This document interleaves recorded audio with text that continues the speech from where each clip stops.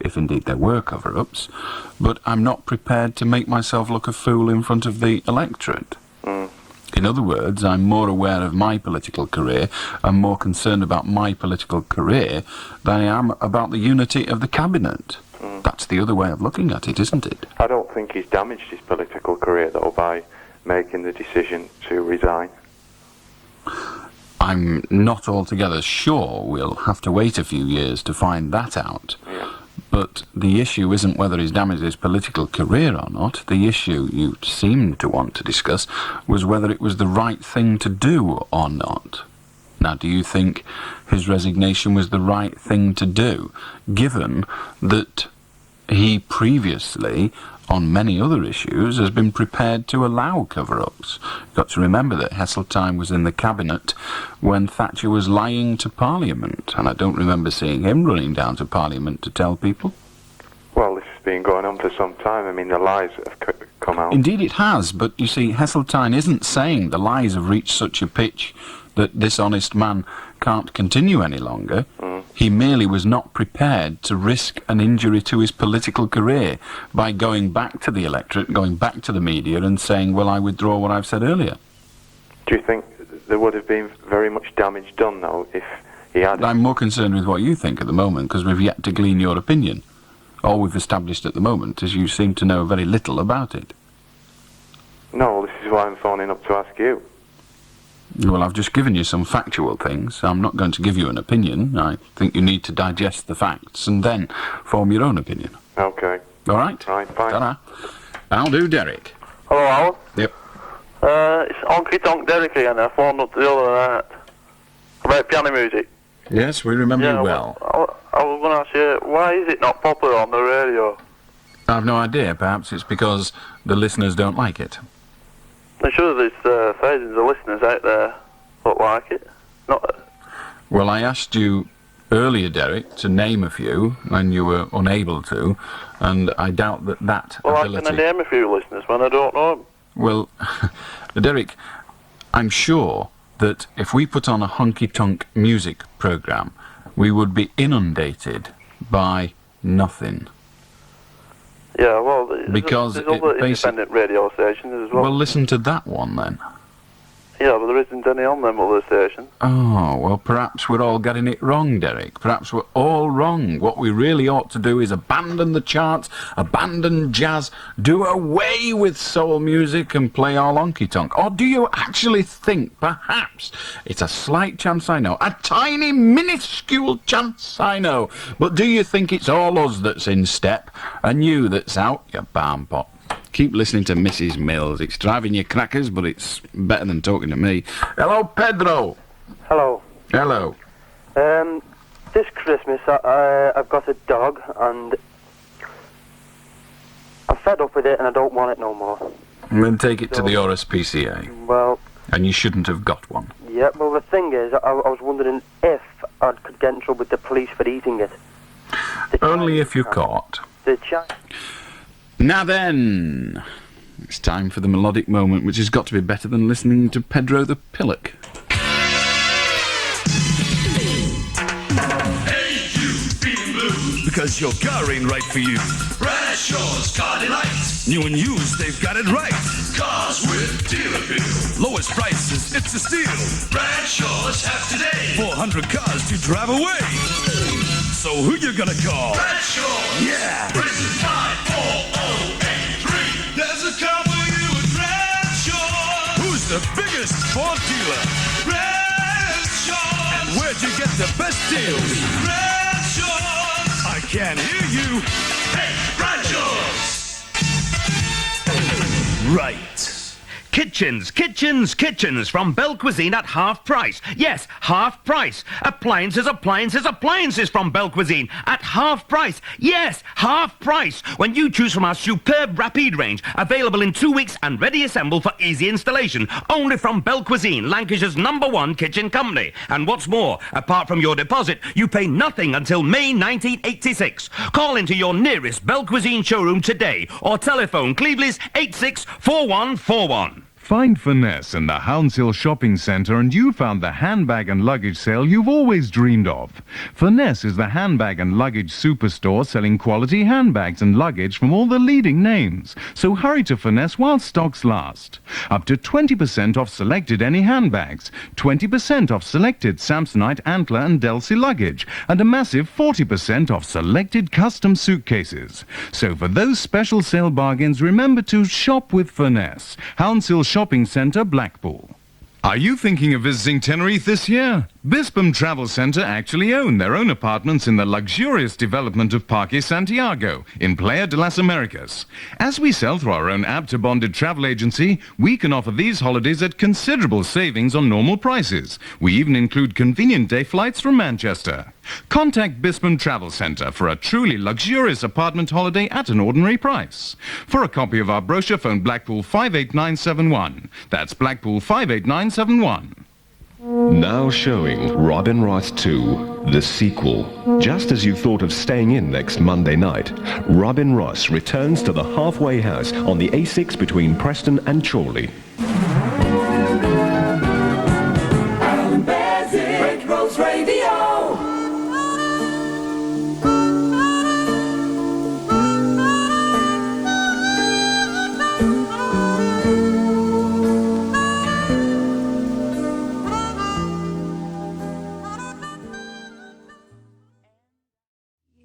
For now, we'll go living separate lives. Melodic Moment.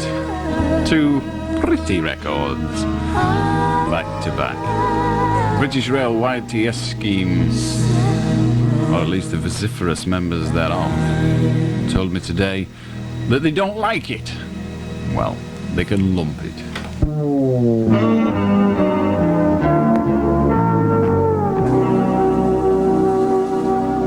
What a pretty jingle.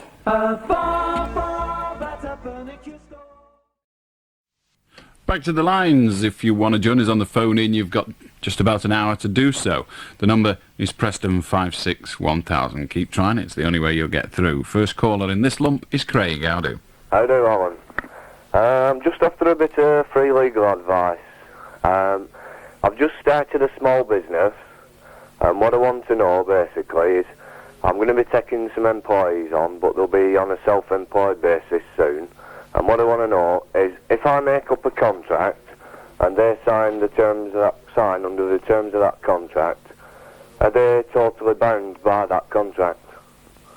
Providing the contract is legally enforceable, yes. Well, what I mean is, would I have to go to a solicitor to get him to draw the contract up? I think it would be a very sensible course of action. Yeah. You see, you cannot legally contract somebody to do something which is illegal. Yeah, no, it's not illegal. It's just things like say one of the causes of the contract is the fact that they have a quantity of our stock, and it's just to say that they're totally responsible for that stock while it's in their possession, you know, and if anything happens to it, we can bill them for it. Well, that would be a fairly simple process and wouldn't cost a lot of money at a solicitor. Yeah. All I can say, Craig, is that for any drafting of legal documents, you are unwise to do it yourself. Yeah, so if I just drew one up, it'd be pretty reasonable cost, would it, to just get the solicitor to say what is and isn't legal on it? There really wouldn't be much point in giving the solicitor two jobs. Give him just the one. If you go to a solicitor and say, is this document worthwhile, then he will want to know your objectives. He will then need to compare that with what in his mind would be the right way of doing it. So you'd be giving him, if you like, two parts of a job. Yeah. Whereas why not just go to a solicitor and say, this is what I want to do, draw up the document. Right then. Okay? Okay, thank you. Cheers. Bye. Ta-ra. How do, Emily? Hello, Alan. Good morning. How do? I was listening to a program on Wednesday, and it was a conversation program, and a lady said that she'd been into one of the major banks the day before with a £5 note, and she wanted 10, 50 pence pieces for her gas or electric meter, I'm not quite certain now. And they asked her, did she have an account with them, the bank, you know? And she said no, and they said, well, we'll have to charge you £1.50. I don't recall this conversation. No, it wasn't on your programme. Where was it? It was on another radio station. Well, why don't you ring them about it? Well, they're not on now. They're not, you know, I mean, they closed. It was Radio Lancashire, was it? No, it was Radio Merseyside, actually. Well, why don't you ring Radio Merseyside when they're open? See, it seems to me little point in you and I discussing a telephone conversation that I didn't have. No, I didn't say you had it, Alan. I was just wondering what your views were about it, you see, because I feel it's exploitation. And Right, well, basically, as far as I'm concerned, it really doesn't make any difference to me. I don't care. The bank is perfectly entitled to charge for providing a service. If the people don't want the service, tough. But don't you think if me, for instance, I had a £5 note, I wouldn't go into the bank to only get a £3.50 change. I would go in and buy a box of matches or a pair of socks. They don't sell matches at banks, not very often. No, the bank... Well, Emily, the bank said to the person, look, if you want us to change this into 50p pieces, we're going to charge you for doing it. What is wrong with that? Why should they do it for nothing? Well, £1.50 if you just give them change. I mean, what's the one? Well, what they're trying to do is they're trying to discourage people who aren't their customers anyway from using their service. So they price themselves out of the market. What is wrong with that? So then it would be all right to put £1.50 in an account. And you've got the £1.50 there, and then... Well, that would have been very sensible. That would have been a sensible way of dealing with it, wouldn't it? Yes, it would, actually, sure, that. But that's what I was thinking later. We'll open a £1.50 account. Emily, let me put something to you. Yes. Look at it in a different way. You just see the bank at the end of the street. How do you think that bank gets there? Whose money pays for it? Well, people's. Which people? People who put the money into it. Well, which people are they? Oh, do you mean they're on rent? No. Oh. The people that provide Well, banks are the customers. Yes. Yes? So that facility, that service, is only there because of those people that hold accounts with that bank. Yes. So why should they pay staff and premises and heating and VAT and all the rest of the garbage you have to pay merely to supply somebody who is not prepared to open an account with the bank with the facility of changing their cash? Yeah, but why should somebody else pay? You see, you object to this person having to pay to have her money changed. Yeah. But somebody's got to pay that bank clerk. And the somebody is the customer. Now, why should the customer who invests his money in the bank pay to provide a service for the customer who chooses to invest his or her money elsewhere, or not at all? But they're only asking for a change. I know what they were asking for, but that is a bank's job, dealing in money. Yeah. It's rather like people write to me and they say, will you come and do this for nothing? And will you come and do that for nothing? And I frequently write back and say, no. Why should I? I'm not interested in that particular organisation. Why the pig in hell should I come and help it out? Well, you see, the bank did authenticate it with the producer, and they said it was the security had gone up from the mint to the bank. Fine. And why? The queues. Emily, you haven't answered the question. Why should the person who wanted the money changing pay for that facility? My question is, why should people who didn't want the money changing pay for it? Yeah, but £1.50 out of £5 is an awful lot of money, isn't it, Alan? It is an awful lot of money, and the answer is, if you don't like the price, don't buy the product. I see. All right, Alan. Okay. Thank you very much. Ta-ra. Bye. I'll do John. Hello, Alan. Yep. I just want to speak to you. One thing I feel very strongly about is I feel very sorry for that policeman who's just been charged with manslaughter. Is going to be charged with manslaughter for the killing that little boy last year. It's a very, very sad thing that the little boy was killed. But the policeman has been serving 16 years, and I feel very, very strongly and very deeply for him. You know, he's been there 16 years, and he's getting charged with manslaughter for carrying out his duty. Well, just a minute. Sorry? Just a minute. He's being charged with manslaughter for making a balls up of carrying out his duty that ended up in some child dying.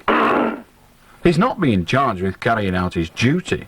He's being charged with making a gross error that resulted in somebody's death. Yeah, do we actually know that it was gross error on his part? That is what the court case is going to discover, but that is what he's charged with. He's charged with the crime of manslaughter. Yeah, it's very sad that he should be put in that situation. Well, of course it's sad. All he had to do was keep the safety catch on his gun and look after his gun properly, and he wouldn't have been there. You find those guns don't have safety catches. Indeed, you're correct, but there is a proper way of using the gun, and he obviously did not use it properly. Yeah, but, you see, in that type of situation... John, anybody else in that situation would be charged. Why should the policeman not be? Yeah, you see, I know of several instances where people have been charged with manslaughter. Right now, John, it's news time. Don't go away, I'll be back with you after the news. I hope you think it out better than you have done by then. The 1 o'clock news, this is Bill Bingham. Mrs. Thatcher is today trying to deal with her worst political crisis since she became Prime Minister. The dramatic resignation of Defence Secretary Michael Heseltine has cast the most serious doubt yet on the way she runs the country. He's virtually accused her of breaking the rules of government by gagging and bullying her own cabinet ministers. After bitterly announcing he could not serve with honour in such a cabinet, he claimed the Prime Minister had stalled and sabotaged the Anglo-European rescue bid for Western helicopters. He says he had to resign because there was no trust left. And late last night, speaking to IRN, Mr. Heseltine made it clear the crux of the problem is that Mrs. Thatcher behaves like an autocrat. The moment someone says to me, you cannot, as Defence Secretary, answer questions, they are effectively putting me in a position I cannot accept. Would you ever serve under Mrs. Thatcher again? I think it might be rather difficult. What about serving under another Conservative Prime Minister? I would be privileged, as I always have, to serve the Tory party in any way I can. As our political editor Peter Murphy reports, the sensational result of the cabinet battle over Westland will do lasting damage to Mrs. Thatcher's government. It started as a storm in a teacup, and no one ever expected it to create such a crisis for Mrs. Thatcher. The sight of two senior cabinet ministers virtually slugging it out in public over the past few weeks was damaging enough. But Mr. Heseltine's amazing resignation and then allegations about the way Mrs. Thatcher runs her government have stunned the former Defence Secretary's friends and enemies in the party. He's accused her of being autocratic, of cancelling meetings rather than risk defeat, and talked of dirty tricks being used against him, and says his resignation was a matter of honour. In an unprecedented move, cabinet ministers like Lord Whitelaw were wheeled out to defend the Prime Minister, but the damage has been done and the opposition parties are having a field day. Peter Murphy, IRN, Westminster. The Alliance in Liverpool has won a council seat from Labour by a big majority. It's being seen as a strong rejection of the Labour-controlled council's budget battle with the government. The winning candidate, Glyn Parry, says the result shows that the people of Liverpool want an end to the rule of militant. I think it shows quite clearly this Labour administration, Mr Hatton, militants, all of them, that the Alliance is going to take over in May, that their issues, their method of running this city are totally unacceptable to the people of Liverpool. Old Swan spoke for Liverpool today in a loud, clear voice, and it said, out. Arthur Scargill is calling on the TUC to intervene and stop the growing links between the Electricians' Union and the rebel miners' union, the UDM. Mr Scargill says their ties with the UDM, which isn't even affiliated with the TUC, can only be damaging to other unions. We will be asking the TUC to look at will be the involvement of the EETPU in discussions, in support, both publicly and privately, for the breakaway organisation from the National Union of Mine Workers, and obviously the continued involvement that they apparently have been having with the leadership of this organisation over a period of time. Independent Radio News. Price Busters by Blackpool Tower is closing down.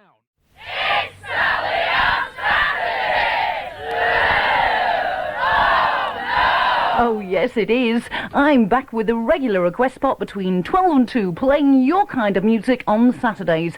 Don't forget to get your letters in now. That's Sally on Saturday, back with you this Saturday from the 11th. Yippee. 4 minutes past 1. If you want to join us on the phone in, the number's Preston 561,000. We're into the final hour.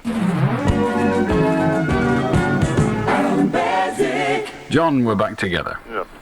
You see, what it is, Alan, is that policeman was sent into a situation where it was thought there was sufficient enough danger to warrant sending an armed officer in.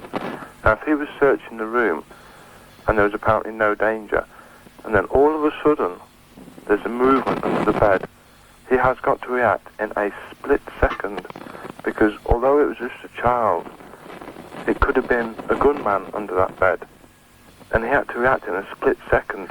Well, first of all, John, I am not entirely clear with what the police manual says he should do in such a situation. Secondly, that is for the trial to decide whether he acted correctly or not. And I don't presume the trial decision at all. They are free to make their own decision. You said at the outset, John, that you think it is wrong. I think it's very sad. Well, it's certainly sad. Explain why. Because... Well, let me just finish what I was saying. Yeah. You were suggesting that the term you used was sad, very sad that he must stand trial. Tell me why he should not stand trial. Why should the public not be made aware? Because he is just... It's like the police in Heathrow and Manchester have just been armed. And I totally agree with that. Because there is crazy people in this world that do daft things. And, you know, those policemen are there armed to protect the public at general against terrorists who will kill at random. Now, if there was a shootout, innocent people do get killed, but the overall benefit of the policeman being armed far outweighs the disadvantages. I speak from personal experience from when I was in Northern Ireland. You know, you had... Well, John, in Northern Ireland, whenever soldiers have killed people, there is an inquiry. In every single incident, even when they were under fire, there is still a very serious inquiry. But whenever a weapon has been discharged, possibly accidentally, many soldiers have been charged with manslaughter. I don't see why the police should be treated differently. But when soldiers do it, it's not dragged through the courts and dragged through the... I'm sorry, it is dragged through the courts, and we even had soldiers in Northern Ireland charged with murder, not just manslaughter. At least the court has already given the benefit of any doubt by saying you didn't murder the kid, you manslaughtered the kid, if anything. Let us find out. The public have a right to know. Yeah. I still feel... I think the police have a right for the protection of the courts. I think the police have the right for the public to know that should one of their members break the rules, should one of their members accidentally discharge his weapon and kill somebody, then he will be brought to justice. The police have that right. The public have that right to have faith in the police and faith in the judicial system. He can't be allowed to go without trial. If the trial finds him not guilty of manslaughter, then fine. I will stand with you and say it's sad that he had to go through it. But that's his job. That comes with the territory. That's very true. Yeah, that is true. It's just what I feel very sorry for, you know. You feel sorry for him by all means. Yeah. But remember why he's there. And he's there because there is a kid dead as a result of his action. Now we have to let the court decide whether that action was accidental, whether it was stupidity, or whether it was inevitable. If it was inevitable, he will be found not guilty of manslaughter. We'll let the court decide that, but he should be in the court to face the trial. Yeah, well, yes, okay, then I accept your argument. Thank you. Thank you very much, Alan. Good night, John. Good night. I'll do, Alan. I'll do, Alan. I put an advert in one of the local papers about a week or so ago asking for an electrician. I got quite a few, obviously got quite a few replies from it. I picked 5, which I thought was suitable, and each one has turned the job down. You know, it's incredible. one of them said that it would better off working on the dole because it only come out, the job was paying £150 a week, which is the full rate.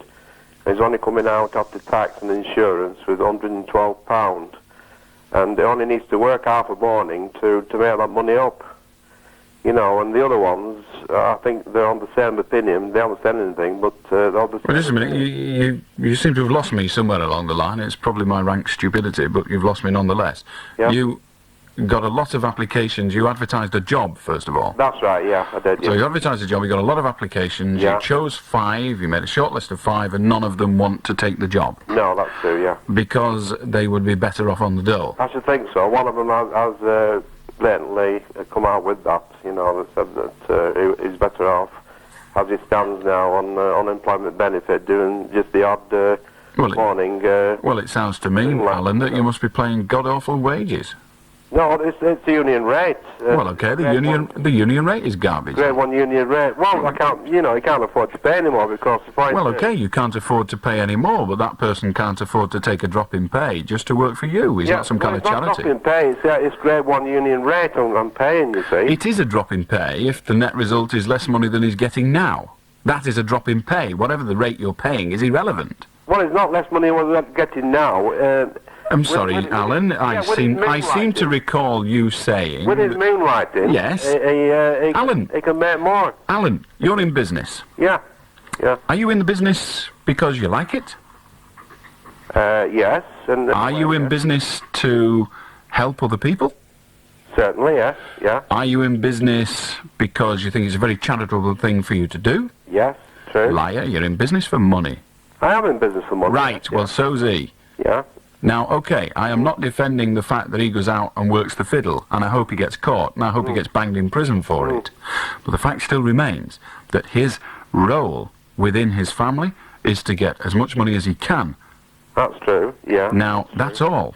Now, when you submit a tender to a hospital to rewire it, you don't think, we'll do this one for now, because it's an hospital. You're banging for the most you can get, and still get the job, right? Yeah, that's true. Then you're a bloody thief. Then you are disgusting. People like that in hospital, and you take advantage of them in that way. Yeah, but that... Well, there's two ways of looking at everything, isn't there? You want this guy to reduce his income just to help you get a bit richer. No. Yes, you've already conceded you're in business for money, and you want this guy to take a drop in his income to help you.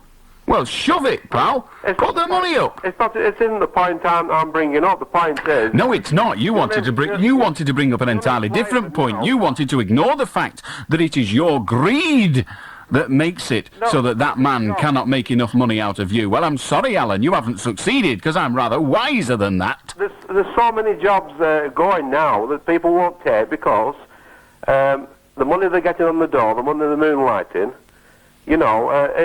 it doesn't pay them to take it. Alan, are you trying to tell me that Alan, listen to the question. I know you're the boss in your place, but I'm the boss here, so shut up and listen.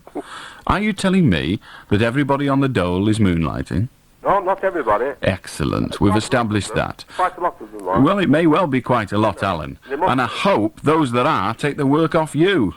Well, fair enough. Yeah. Because it might then make you look it's about to the wages you pay. When it comes to that, where they get a certain amount of money Alan, unemployment benefit. Alan, yeah. Would you take a drop in pay?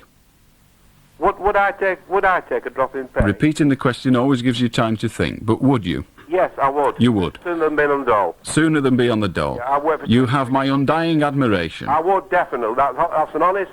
Fine, you have my undying admiration. If there were more like you... I have worked... Alan, I've already given you my undying admiration. Right, thank you. It's all right. If there were more like you, the rich would be able to make a bigger fat wad every week. No. And rip off the working classes.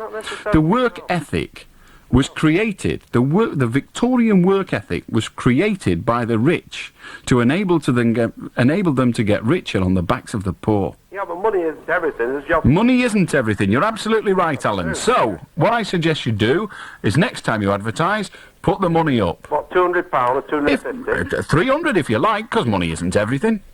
Well, you said you'd take a drop in pay. Well, take one. Yeah. Give him half of your wages. Okay, right. All right? Easy, innit? You'll soon get the works. Ta-da. Right.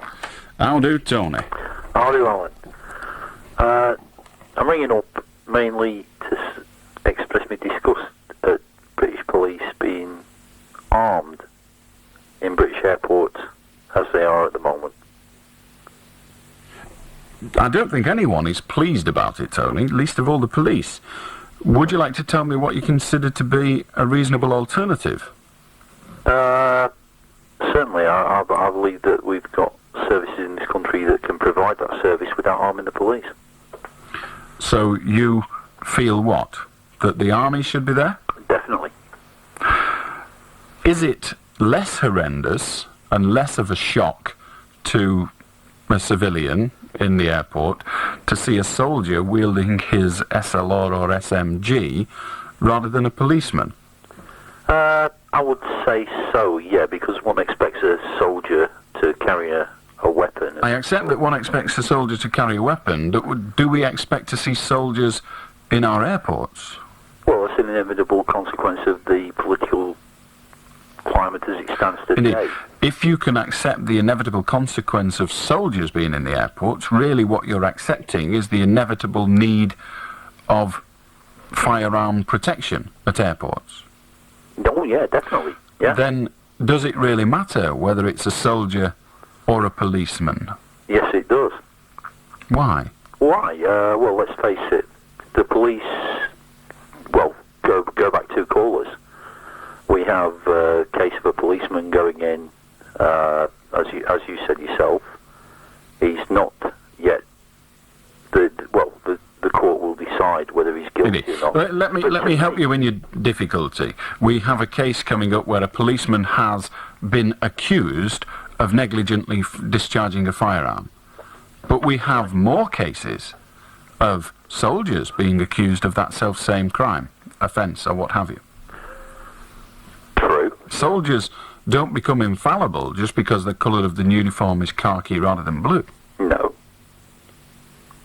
So a soldier is as likely to make a mistake. You may wish to argue against this, but is it so that a soldier is as likely to make a mistake with his loaded weapon than a policeman? Well, let's put it this way, right? The people that have now got arms at the airport are the Blue Berets. Yeah, the sort of C-11 weapon mob. Right. Yes. Now, these are the same people that there was a siege on a young child. Yes. These are the same people that break a window, go and have a cigarette, and then throw the stun bomb in. Mm-hmm. I think that's a very irresponsible statement, but I do know what you mean. There was a delay. Hang on. They didn't go and have a cigarette. There was a delay. What was the delay? It was a 10-second delay. Yeah, but what you said was they went and had a cigarette. 10-second delay from the first stun bomb. Tony, I'm not criticising your statement that they were delays. I've already myself slagged off the behaviour of the policemen involved. The implication of what you said, that they went and had a cigarette, was one of, oh, well, who gives a damn? And that wasn't what happened. What happened was they were in a situation that wasn't up to them. But that was what you said. Yeah, well, it's a time factor involved. I accept that. One might as well have gone for a cigarette as stood around shouting. Fine, I accept all of that. It was just the terminology. I don't think you have a right to deprecate our police in that way. No, well... By all means, criticise what happened, but don't overstate your case. The point you're trying to make is they are not infallible. Not infallible. But the soldiers aren't either. I'll go one further than that. I would say they are not trained to handle